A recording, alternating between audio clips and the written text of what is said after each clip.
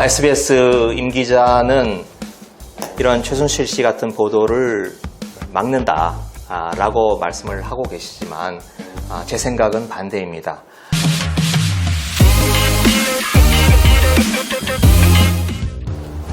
안녕하십니까. 오늘은 1회에 이어서 두 번째로 언론중재법 개정안에 대해서 설명을 드리고 오해를 하시는 부분에 대해서는 오해를 풀어드리고자 합니다. 징벌적 손해배상제로 인해서 정치인, 기업인들이 징벌적 손해배상제를 남발함으로 인해서 언론 보도가 위축되는 거 아니냐는 우려가 있습니다. 오늘은 이에 대해서 말씀을 드려보려고 합니다. 결론부터 말씀드리면 그렇지 않습니다. 정치인, 기업인들이 징벌적 손해배상을 받으려면 아주 어렵습니다. 세 개의 장애물을 건너뛰어야 징벌적 손해배상을 받을 수 있습니다. 3중의 잠금 장치를 풀어야 겨우 손에 넣을 수 있습니다. 그러면 오늘 그 내용을 살펴보도록 하겠습니다. 네, 언론중재법 개정안입니다. 어제 두 가지 숫자를 말씀드렸습니다. 첫 번째는 10,000분의 1, 1000분의 1, 그리고 징벌적 손해배상자에 나오는 5배를 말씀드렸습니다. 그게 허위 조작 보도에 대한 특칙이었고요. 1항이었습니다. 그러면 이런 징벌적 손해배상제를 권력자가 남용하는 거 아니냐라고 하는 우려가 있을 수 있어서 저희들이 법 조항을 이미 만들어 놓았습니다. 자, 그게 2항입니다. 자, 한번 읽어보면 제1항의 경우 공직자윤리법 제10조 제1항 제1호부터 주르륵 해서 이러한 사람에 대해서는 다음 각호와 같이 악의를 가지고 허위 조작 보도를 한 경우에 하나여 적용한다, 이렇게 되어 있습니다. 우선 이 앞에 괄호친 부분은 나중에 다시 설명을 드리도록 하고, 그냥 여하튼 권력자들입니다. 돈 있고 힘 있는 사람들이 이 징벌적 손해배상제를 받으려고 하면 악의를 가지고 있어야 되고 허위 조작 보도를 한 경우에 하나에 적용한다, 이렇게 되어 있습니다. 자, 3중의 잠금 장치가 뭘 말하느냐? 첫째, 허위 조작 보도여야 합니다.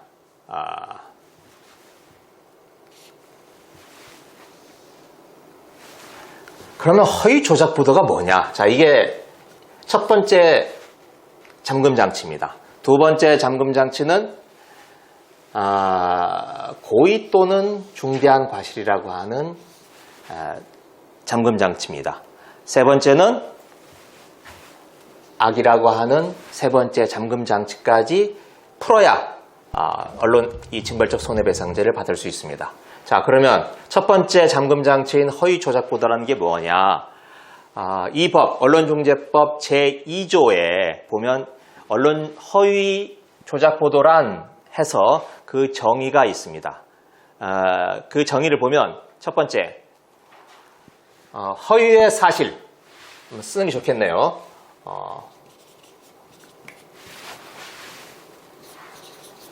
허위의 사실 또는 사실로 오인하도록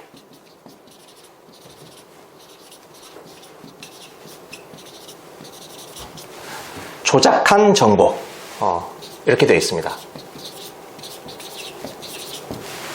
자, 이게 허위 조작 보도의 정의입니다.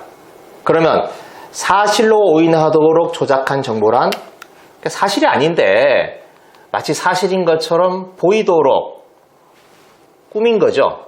뒤튼 거죠. 그런 정보, 여기에 대해서는 이의가 없을 겁니다. 그러면 허위의 사실은 뭐냐?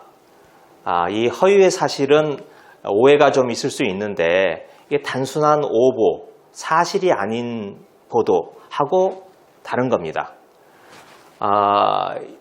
이거 영어를 써서 좀 그렇긴 한데 영어에서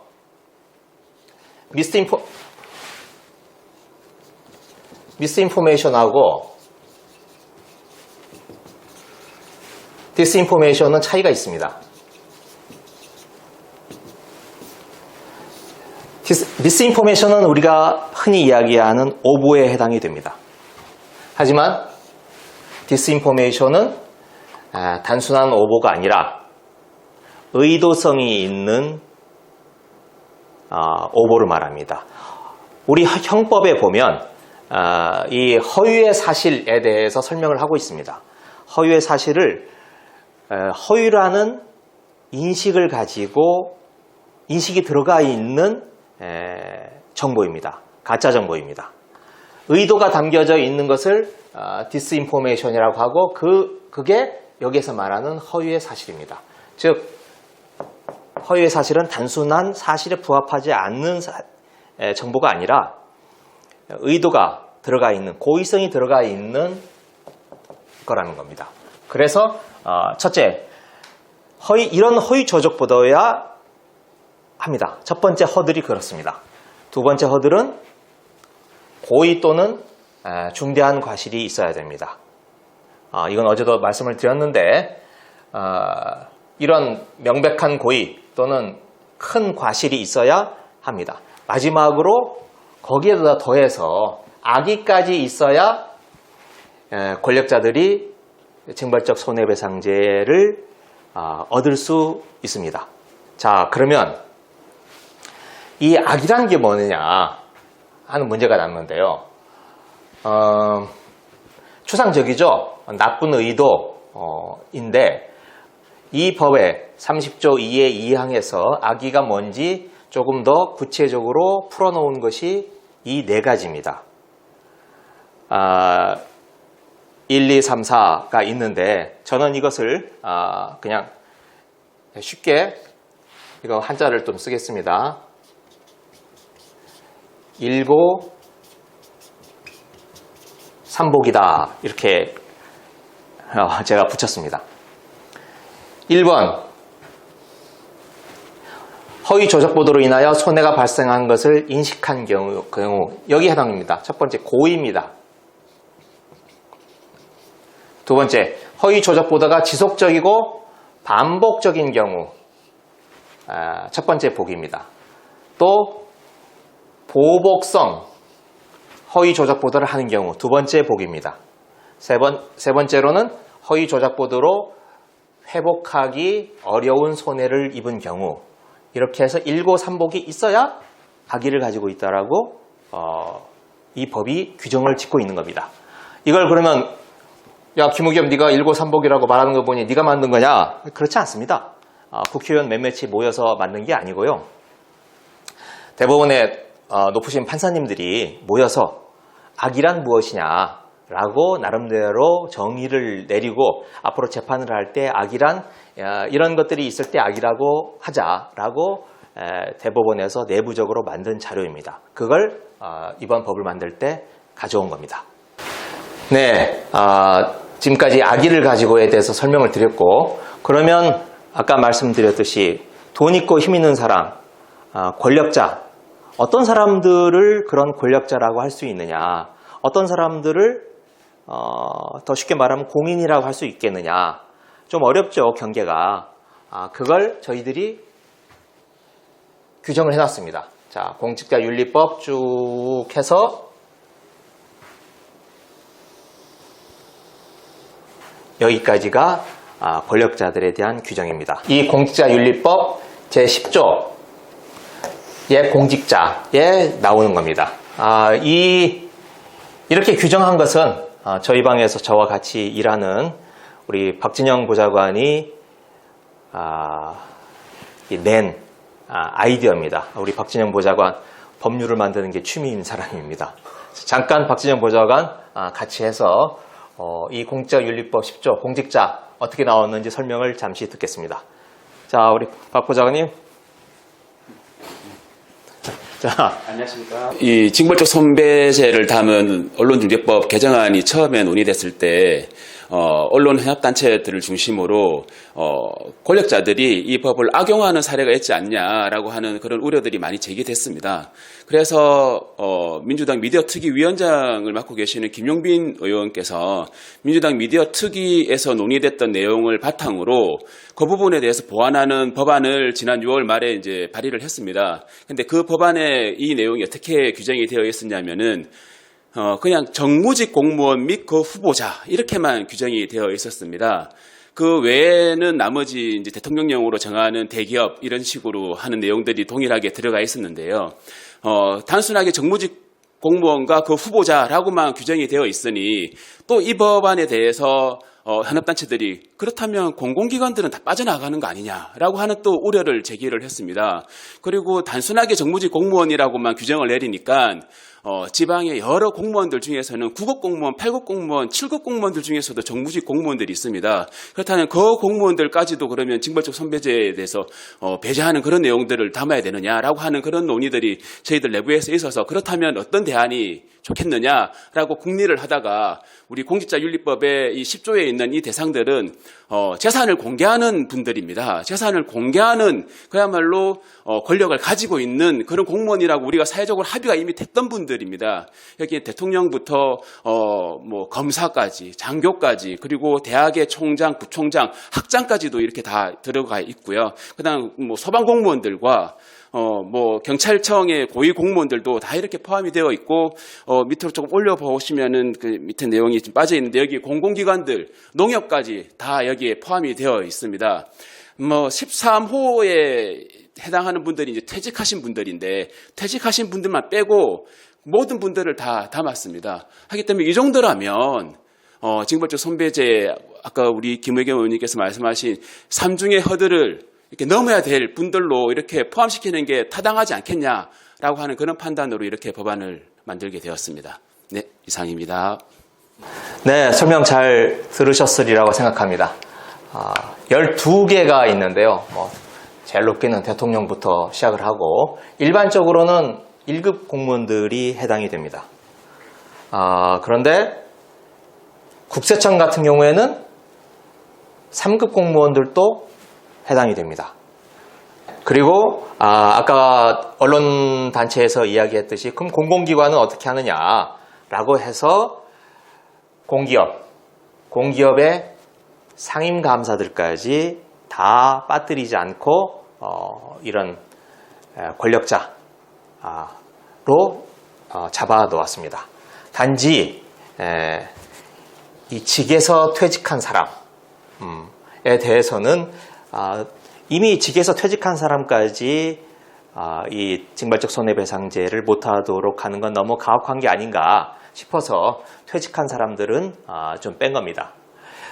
그랬더니 어제 진중권 전 교수죠. 어느 방송사 토론회에 갔더니 왜 이런 사람들 가족은 뺐느냐 이렇게 묻더라고요. 그런데 예를 들어보면 조국 교수의 딸 조민 씨 같은 경우에 굉장히 많은 보도로 시달리지 않았습니까? 근데 가짜 보도가 참 많았어요. 무슨 포르쉐를 타고 다닌다. 또 세브란스 병원 피부과에 가서 내가 조국 딸이다. 의사고시 후에 여기서 인턴을 하고 싶다. 이런 가짜 보도가 있었고 조선일보 그 보도됐다가 손톱만큼이지만 정정 보도를 냈죠. 또 중앙일보는 국립의료원이 조민의 인턴을 위해서 무슨 티오를 늘렸다. 이런 가짜 보도들이 참 많았습니다. 그런 공인의 딸까지 과연 여기에 해당이 되는지 그건 아닌 것 같아서 뺐고요. 이건 무슨 조국이라든지 어떤 진보 진영 사람들만의 문제가 아니고 윤석열 후보의 부인 김건희 씨도 마찬가지입니다. 김건희 씨도 징벌적 손해배상 할 수 있습니다. 윤석열 씨는 힘들겠지만 김건희 씨는 징벌적 손해배상 할 수 있고요.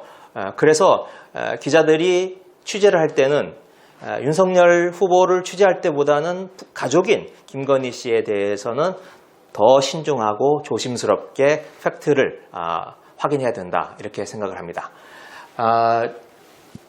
이것처럼 우리 개정안의 입법 취지는 그 징벌적 손해배상을 하되 권력자, 돈 있고 힘 있는 사람들은 악용을 하지 못하도록 2중, 3중의 잠금장치를 마련해놨다. 이렇게 보시면 되겠습니다. 이에 반해서 이 권력자가 아닌 일반인들은 이 징벌적 손해배상제에 보다 더 쉽게 접근할 수 있도록 만들어 놓은 것이 30조의 3입니다. 그래서 이 고의 중과실의 추정에 해당되는 조항인데 이걸 왜 만들었느냐? 일반인들이 언론사를 상대로 소송을 할 때 굉장히 어렵습니다. 예를 한번 들어보면요. 한 10여 년 전에 탤런트 김영애 씨가 운영하던 황토팩이 있었고요. 또 몇 년 전에는 대왕 카스테라, 식용유가 들어갔다고 해서 망한 대왕 카스테라 이런 것들이 있었습니다. 이 황토팩은 KBS였고 대왕 카스테라는 채널A의 보도였는데 이 황토팩 사건 같은 경우 KBS가 김영애 씨가 운영하는 황토팩에서 중금속이 나왔다 이렇게 보도를 했어요. 그런데 식약청에서 조사를 해보니까 아니었어요. 법원도 해보니까 아니었어요. 그런데도 보도가 계속 나가고 그 결과 회사가 문을 닫고 탤런트 김영애 씨는 뭐 이혼을 하고 그리고 뭐 그게 직접적인 원인이 되는지 안 되는지 모르겠지만 암으로 돌아가셨습니다. 대왕 카스테라 몇 년 전에 있었습니다. 많이 눈에 띄었는데 채널A에서 식용유가 뭐 왕창 들어갔다 이렇게 보도를 하면서 다 망해버렸습니다. 몇 달 사이에 싹 사라졌어요. 그런데 그렇게 피해를 본 사람들이 언론사를 상대로 소송을 걸었는데 대부분 원고가 집니다. 패소가 됐습니다. 왜냐? 피해를 입었어도 그 인과관계를 입증하기가 어렵기 때문입니다. 이 손해 산정을 할 때 그런 방송으로 인해서 KBS, 채널A 같은 그런 방송으로 인해서 손해가 발생한 건지 아니면 그것 말고 다른 원인이 있었던 건지 그 참 단정 짓기 어렵다, 입증하기 어렵다 이런 이유로 다들 패소를 한 겁니다. 그래서 이 입증 책임이라고 하는 게 완화되지 않는 한 현행법에서는 다시 또 대왕 카스테라 그 황토팩 사건 이런 것들이 계속 나올 수밖에 없습니다. 그래서 입증 책임을 좀 쉽게 만들어주자 라고 하는 취지에서 만들어진 조항이 이겁니다. 아까 말씀드렸던 권력자들에 대해서는 허들을 높였습니다. 장애물을 높였습니다. 악의를 입증해야 되니까요. 그런데 이건 허위 조작 보도여야 되고 그리고 고의 중과실을 입증을 해야 되는데 이렇게 6가지 조항을 들어서 입증을 좀 쉽게 하도록 했습니다. 한번 살펴보도록 하겠습니다. 언론 보도 등이 다음 각 호의 어느 하나에 해당하는 경우 언론사 등의 명백한 고의 또는 중과실이 있는 것으로 추정을 한다. 이렇게 된 겁니다. 예를 들면 어떤 피해자가 있습니다. 그 피해자가 언론으로부터 피해를 입었는데 언론사가 고의나 중과실이 있었다는 걸 참 입증하기 어려워요. 그런데 예를 들면 첫 번째 조항에서 법률을 위반하여 보도한 경우 하면 예를 들면 그 언론사가 뭐 도청을 했다든지 아니면 집에 몰래 들어왔다든지 이런 법률을 위반한 경우에 피해자가 호소를 할 수 있죠. 이 사람이 법률을 위반했으니 그 언론사는 그 기자가 고의와 중과실이 있는 거다라고 주장을 할 수 있는 겁니다. 이건 뭘 말하냐면 일반 피해자가 거대한 언론사를 상대로 해서 싸울 때 마치 뭐라고 해야 될까요? 언론사는 총을 쥐고 있는데 피해자는 일반인들은 그냥 맨주먹으로 싸우는 거하고 똑같거든요. 그래서 피해자에게도 일정 정도 서로 대등한 관계에서 싸울 수 있도록 공정한 경쟁을 할 수 있도록 피해자에게도 뭐 권총까지는 아니지만 하다못해 나무막대기라도 쥐어주자 라고 하는 의미에서 만들어진 법률입니다. 이른바 무기평등의 원칙, 무기대등의 원칙이 여기에 적용이 되는 겁니다. 그래서 1번부터 6번까지 이런 경우에는 일단 언론사가, 기자가 고의와 중과실이 있는 것으로 판사가 추정을 하는 겁니다. 하지만 확정 등은 아닙니다. 왜냐? 이렇게 주장을 하면 거꾸로 판사가 이제 언론사나 기자에게 물어보겠죠. 이렇게 원고가, 피해자가 주장을 하는데 맞습니까? 라고 물어보면 언론사나 기자가 아닙니다. 이러이러한 사유가 있습니다. 이러이러한 이유로 우리는 고의와 중과실이 아닙니다. 라고 뭔가 반증을 하겠죠. 그런 입증과 반증을 서로 반복을 하면서 판사가 최종적으로 결론을 짓는 겁니다. 네, 그런데 이런 과정을 보면서 언론 단체들이 좀 오해를 하는 부분이 있습니다. 뭐냐? 이렇게 되면 입증 책임이 피해자에서 언론사로 전환되는 거 아니냐, 입증 책임이 언론사에게 주어지는 거 아니냐라고 하는 어떤 항의입니다. 그러나 그렇지 않습니다. 우리나라 민법은 일반적으로 피해를 입었다고 주장하는 원고에게 입증 책임이 주어집니다. 하지만 아주 전문적인 경우에는 원고가, 일반인들이 그 입증을 하기가 쉽지 않습니다. 그래서 의료 분쟁 같은 경우에 그런 거죠. 의료 사고가 났어요. 근데 의료 사고가 났는지 안 났는지 일반인들이 어떻게 합니까? 그래서 일단 의료 사고가 나면 의사가 내가 실수하지 않았다, 내가 잘못을 저지른 게 아니다 라고 하는 것을 의사가 책임지도록, 입증 책임을 전환하도록, 원래는 원고, 피해자가 해야 되는데 입증 책임을 가해자라고 할 수 있는 의사가 지도록 하는 그런 법안이 지금 국회에 제출되어 있습니다. 그런 것처럼 입증 책임을 전환하는 게 있다면 이 조항은 그 중간쯤에 해당이 되는 겁니다. 입증 책임을 원고에게 그대로, 민법의 원칙대로, 보편적인 원칙대로 원고에게 입증 책임을 쥐어주되, 한번 써보겠습니다. 원고에게 입증 책임을 쥐어주되 이렇게 넘어가는 건 아닙니다. 여기까지만 가는 거고, 이 중간쯤에 대신 입증 책임을 좀 완화해주는, 낮춰주는 그러한 취지로 이 법안들이 만들어졌습니다. 구체적인 내용은 조금 이따 다시 설명을 드리겠습니다. 자, 그러면 구체적인 사례를 들어서 한번 말씀을 드리겠습니다. SBS의 임찬종 기자라는 분이 며칠 전에 그 취재 파일을 썼는데 아마 언론계에서 많이 이 공감을 얻는 그러한 기사인 것 같습니다. 그래서 징벌적 손해배상이 실시가 되면 언론 보도를 어떻게 위축시키는가라고 하면서 여러 가지 그 주장을 폈습니다. 그래서 말씀을 드리면 설명을 드리고 또 오해를 하고 있는 부분은 제가 풀어보도록 하겠습니다. 첫 번째, 아까 이야기했던 허위 조작 보도에 대한 정의 부분입니다.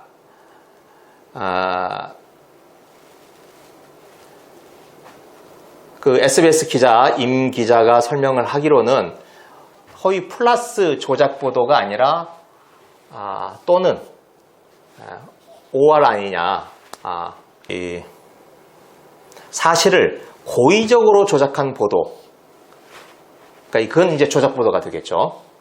이런 보도뿐만 아니라 결과적으로 허위 사실을 보도한 거라도 해당이 된다. 결과적으로 허위 사실이다라고 하는 건데, 아까 제가 말씀했듯이 이건 단순한 오보, 미스인포메이션이 아니고 의도성을 가지고 허위에 대한 인식을 가지고 보도를 한 경우에 해당이 됩니다. 그 허위의 사실에 대해서 다시 조금 설명을 드릴 필요가 있는데, 우리 형법 307조에 보면 공연히 허위의 사실을 적시하여 이렇게 되어 있습니다. 여기에서 허위의 사실이라고 하는 용어가 나옵니다. 정의가 나옵니다. 근데 이 허위의 사실이라는 게 아까 말씀드렸듯이 단순히 사실이 아닌, 사실에 부합하지 않은 허위가 아니라 우리 대법원 판례는 뭐냐? 행위자가, 기자입니다. 그 행위자가 그 사실의 허위성에 대한 인식이 있어야 된다라고 이 허위의 사실을 정의를 내리고 있습니다. 그러니까 기자가 이게 사실이 아니야 라고 알면서도 보도를 한 것, 그걸 허위의 사실이라고 하는 겁니다. 그리고 이런 허위 조작 보도에 대해서는 이미 언론중재법에서 면책 사유가 규정이 되어 있습니다. 우리 언론중재법 제5조를 보면 언론 등에 의한 피해 구제의 원칙 2항에 보면 이런 게 있습니다. 인격권 침해가 사회상규에 반하지 아니하는 한도에서 다음 각 호의 어느 하나에 해당하는 경우에는 법률에 특별한 규정이 없으면 언론 등은 그 보도 내용과 관련하여 책임을 지지 아니한다. 이렇게 되어 있습니다. 면책 사유가 있는 겁니다. 그러면서 두 번째를 보시면 됩니다. 언론 등의 보도가 공공의 이익에 관한 것으로서 첫 번째, 공공의 이익에 관한 것으로서 진실한 것이거나 진실하다고 믿는 데에 정당한 사유가 있는 경우, 진실한 경우는 뭐 해당이 안 되겠죠. 뭐 논할 필요도 없는데 진실하다고 기자가 믿을 만한 그런 정당한 사유가 있을 경우에는 면책 사유가 해당이 됩니다. 그러니 기자들에게 그렇게 이게 옥죄는 기자들이 자유로운 보도를 하지 못하도록 하는 법이 아닙니다. 여전히 이러한 5조와 형법에 규정이 되어 있는 겁니다. 네, SBS 임 기자의 주장을 다시 한번 이어가겠습니다. 임 기자가 주장하기를 이런 징벌적 손해배상법이 있었다면 이 태블릿 PC, 최순실 사건의 태블릿 PC 보도는 어떻게 됐을까라고 하면서 2016년 10월 JTBC의 보도 직후 이 보도의 대상이었던 최순실 씨가 허위 사실이 보도됐다면서 언론중재위원회 정정보도를 청구했다면 네, 어떤 일이 벌어졌을까라고 물으면서 JTBC가 아닌 다른 언론사는 태블릿 PC 기사를 인용해서 보도하지 못했을 것이다. 이렇게 주장을 하고 있습니다. SBS 기자가 근거로 들고 있는 게 이 30조 3 고의 중과실의 추정 조항 중에서 특히 요 3항을 이야기를 하고 있습니다. 정정보도 청구 등이 있는 기사 또는 정정보도, 추후보도, 열람차단이 있었음에도 정정보도, 추후보도, 열람차단되기 전의 기사를 별도의 충분한 검증 절차 없이 복제 인용 보도한 경우 이건데요. 자, JTBC가 보도를 했습니다. 10월 24일이었습니다. 그걸 보고 KBS가 받아서 보도를 했을 경우 어떻게 되느냐라고 하는 겁니다. SBS 기자의 주장에 따르면 만일 그때 10월 24일 날 JTBC 보도가 나간 직후에 최순실 씨가 정정보도 청구를 했을 경우 KBS가 복제 인용을 하는 거기 때문에 보도를 못했을 거다. 이렇게 해당이 하는 게 그 SBS 기자의 주장입니다. 하지만 자, 설사 정정보도 청구가 됐다 하더라도 아까 말씀드렸죠. 이게 징벌적 손해배상이 되려면 첫 번째, 허위 조작 보도여야 된다는 겁니다. JTBC의 보도든 또는 KBS 보도든 그게 허위 조작 보도여야 하는 거고요. 두 번째로는 그걸 보도함에 있어서 고의와 중대한 과실이 있어야 징벌적 손해배상제를 가지고 최순실 씨가 소송을 할 수가 있는 겁니다. 하지만 JTBC가 보도를 하고 나서 최순실 씨가 정정보도 청구를 하면 현행법에 의해서도 그 청구가 이 기사에 JTBC 보도에 최순실 씨가 정정보도를 청구해왔다라고 하는 게 표시되도록 되어 있습니다. 그러면 KBS가 그걸 보고 JTBC 쪽에 연락을 하겠죠. 최소한 전화를 걸어서 이러한 청구가 들어왔는데 사실관계가 어떻게 되느냐 라고 묻고서 그리고 원 자료에 해당되는 그 태블릿 PC에 들어있던 사진 또 최순실 씨가 첨삭을 했던 자료 이런 것들을 원문 그대로 받아와서 그게 바로 별도의 충분한 검증 절차에 해당이 되는 겁니다.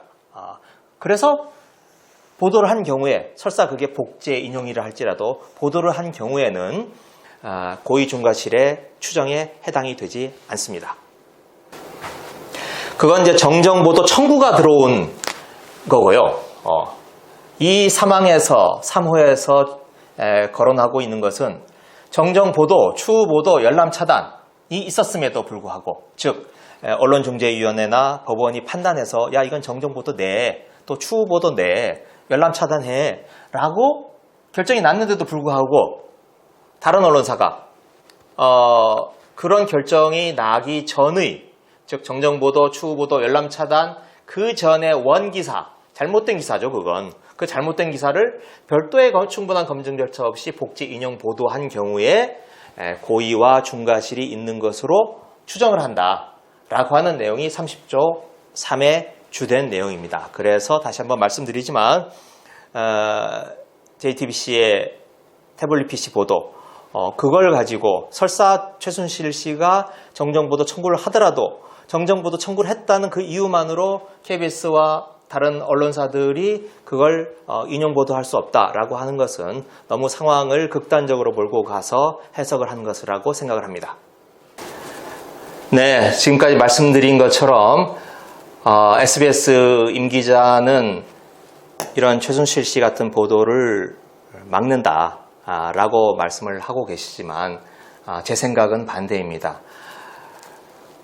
요 몇 년 사이에 이 최순실 보도와 같은 탐사보도, 심층보도, 기획기사가 사라진 지가 오래됐습니다. 왜 그럴까요?